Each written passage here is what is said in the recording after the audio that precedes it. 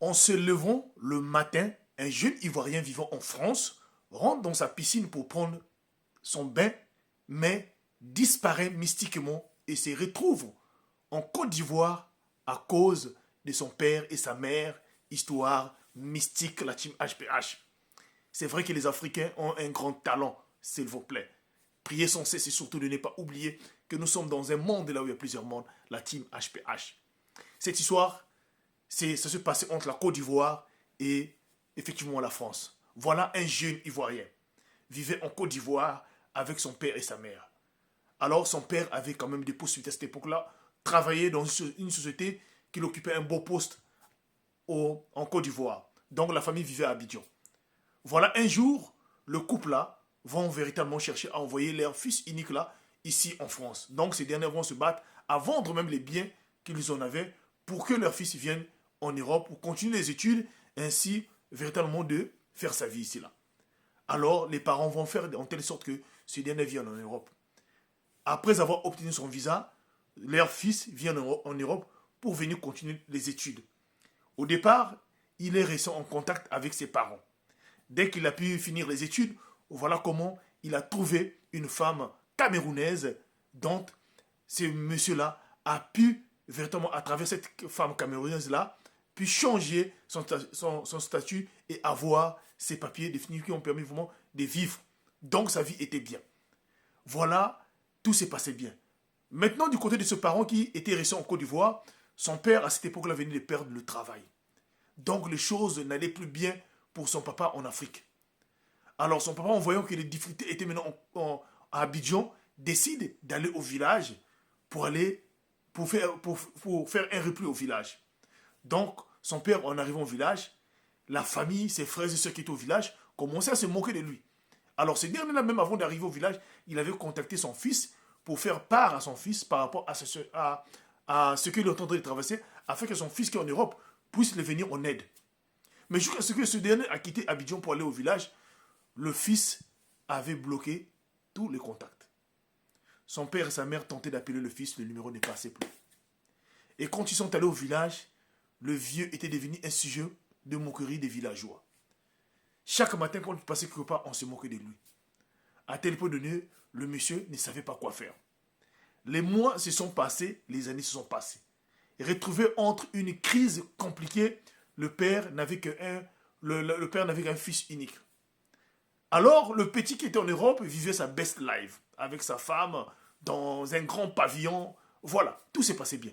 Un jour, ce fameux jeune Ivoirien, dont il avait vraiment arrêté tout contact avec ses parents, ce matin, comme d'habitude, il se réveille là, il veut se plonger dans sa piscine.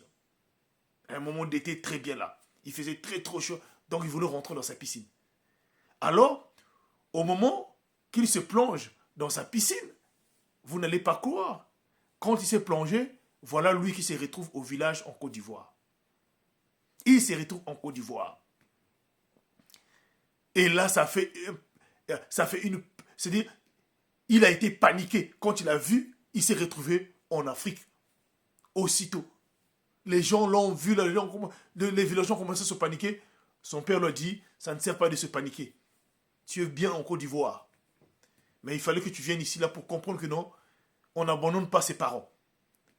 Alors tu as vu, mais non, si tu veux aussi comprendre que non, si tu, au fait tu ne crois pas que tu es en Côte d'Ivoire, viens. Son père l'emmène là où il y avait un bananier. Donc là, bananier, il prend un morceau de, au fait, le bananier, il déchire, donc il tire un morceau, il dit à son fils, regarde à l'intérieur. Son fils jette l'œil à l'intérieur, là le fils est en train de regarder sa femme et son fils en Europe. Il dit, t'as vu ta famille qui est en Europe. Donc en réalité, toi tu es ici là. Alors j'aimerais te dire, c'est son père maintenant qui lui dit, j'aimerais te dire une chose. Tu vas repartir, mais j'aimerais te dire une chose. Quand tu repars, arrange-toi de venir faire quelque chose ici là. Nous avons dépensé, ce n'est pas une obligation, mais nous avons dépensé. Actuellement, nous sommes en difficulté. Même là, les appels, tu ne prends plus. Dieu t'a fait grâce, là-bas, ta vie a changé. Tu as maintenant des possibilités. Mais je ne sais pas pourquoi tu te comportes comme ça. Ce ne sont pas des valeurs que nous t'avons éduquées. Le fils était dépassé, il a commencé à supplier son père. Il a supplié son père. Il dit, papa, vraiment, pardonne-moi. Il a supplié son père. Son père leur dit, ce que nous t'avons fait là, si on était vraiment de mauvaises personnes, on avait la capacité de te faire du mal ou de te faire même disparaître sur cette terre-là. Parce que tu es un fils ingrat. Tu es un fils qui n'est pas bien. Qui n'est pas bien. Nous avons tout sacrifié à cause de toi. Le seul terrain qui m'est resté, j'ai sacrifié à cause de toi. Et toi, tu te retrouves de l'autre côté et tout va bien pour toi. Si ça ne marchait pas, mais ça marche actuellement pour toi. On t'appelle, tu ne prends même pas le téléphone, tu as même bloqué. C'est seulement pour te faire comprendre que non, ce monde où nous vivons là, nous avons la possibilité de faire tout ce que nous pouvons faire. Mais nous allons te laisser repartir en Europe. Voilà, très vite, ce dernier avait regagné la France très rapidement dans les pratiques mystiques. C'est pour dire quoi, chers bien-aimés, chers frères et sœurs, si tu te retrouves de l'autre côté de l'Europe, n'oublie pas là où tu viens. N'oublie pas les parents. N'oublie pas les frères. N'oublie pas. C'est aussi très important. On n'a pas dit que tu puisses prendre le fardeau de tout le monde. Mais n'oublie pas de là où tu es sorti. N'oublie pas les paroles. C'est ça que cette histoire voulait tout juste dire.